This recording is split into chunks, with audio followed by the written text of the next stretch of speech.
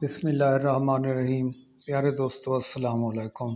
जी, उस्ताद ग़ुलाम रसूल हाज़िर हूँ और आज का मौजू है बकरियों को पुरानी खांसी हो जाए तो उसका इलाज मैं आपको बताता हूँ।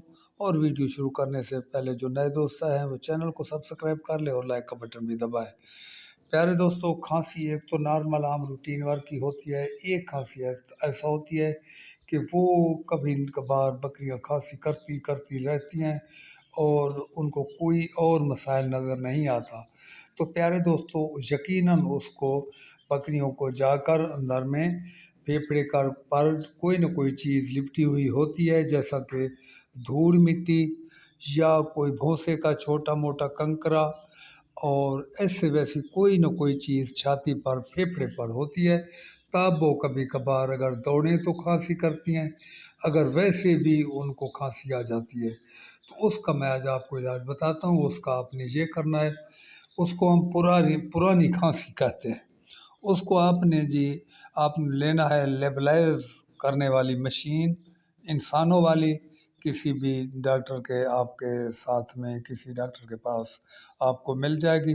वहाँ से आप लेकर उसमें डालना है वेंटोलिन ड्राप लें और उसके 10 से 12 कतरे और 10-12 कतरे पानी को गर्म करके फिर ठंडा करें, फिर 10-12 कतरे उसके डालें। फिर आप इस तरह करें, उस मशीन को चलाएं, उसमें से जो ज़रात निकलते हैं वो बकरी के मुंह पर लगाएं और कम अज़ कम आप बकरी को 7 से 8 मिनट तक 7 से 8 मिनट तक आप लगाए रखें। फिर जो है सुबह और शाम 2 वक्त आपने करनी है और आप कम अज़ कम ये 5 दिन तक ये जारी रखें।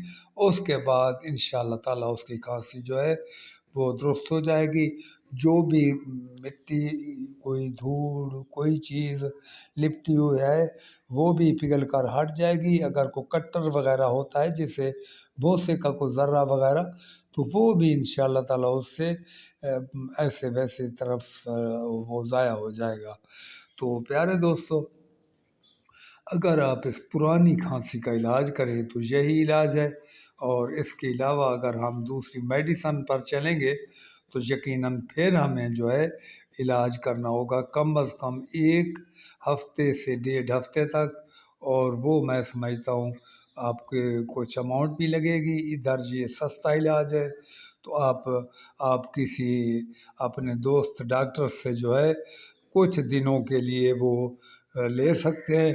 फिर उसे वो मशीन जो नेबुलाइज़र मशीन है वो वापस दे दें, फिर आपका काम इंशाअल्लाह ताला बन जाएगा। तो जैसा कि प्यारे दोस्तों आप समझते हैं कि हम जब जानवर रखते हैं तो हमें उनकी तमाम छोटी बड़ी चीज़ों पर नज़र रखनी होती है। अगर हम उसका ध्यान नहीं देंगे और बकरी खांसती रही तो फिर उसको टीबी बन जाएगी, जिस तरह इंसान को होती है। तो फिर आपकी बकरी एक्सपायर हो जाएगी, आहिस्ता आहिस्ता कमज़ोर होती चली जाएगी और एक्सपायर हो जाएगी।